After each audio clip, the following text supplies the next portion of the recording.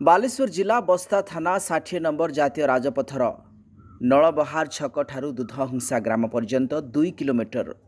नुआ पक्का रास्ता कड़े विभिन्न जातिर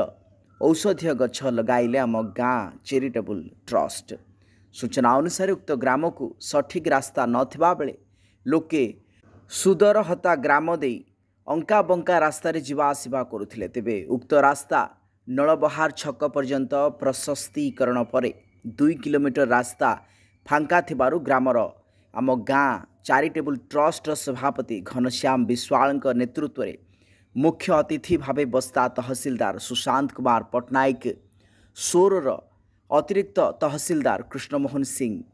संवादिक वंशीधर जेना, श्रीहरि प्रधान, मनोरंजन विश्वाल, गौरांग साहू प्रमुख जोगदे वृक्षरोपण कार्य को समापन करने सहित आम गाँ चैरिटेबल ट्रस्ट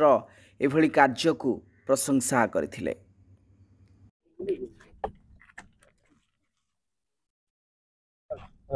सर आज आसते दुधहंसा पंचायत को जो आम गाँ चैरिटेबल ट्रस्ट द्वारा वृक्षरोपण कार्यक्रम कौन आम गाँ चैरिटेबल ट्रस्ट रे जो आमर अच्छा भाई मैंने सब अच्छा से गोटे प्रोग्राम कले जेहेतु ये रास्ताटा पूरा फांका रास्ता ए गछपत्र किसी ना तेणु आम से गोटे प्रोग्राम करते कि गछ लगाइए तो दुई जो नुआ रास्ता या पूरा फांका रास्ता उपर तो किसी गछ से लगाई समस्ते टिके छाई पाइबे एवं माटी संचय भी हम तो यही कार्यक्रम चलती एक पेड़ माँ के लिए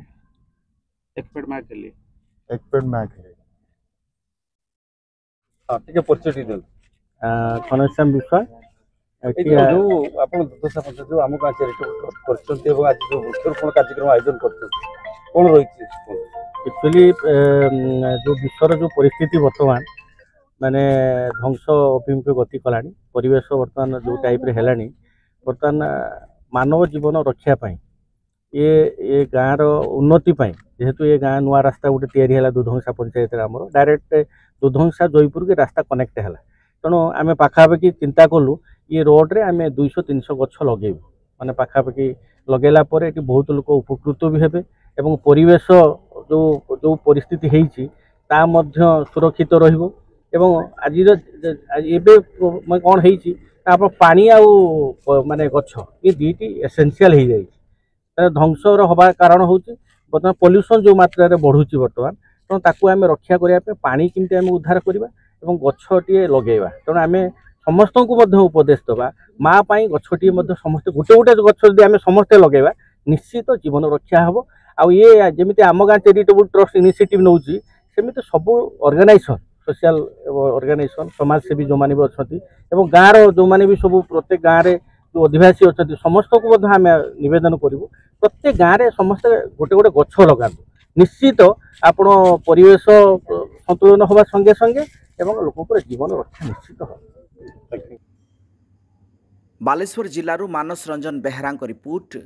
प्रयाग खबर।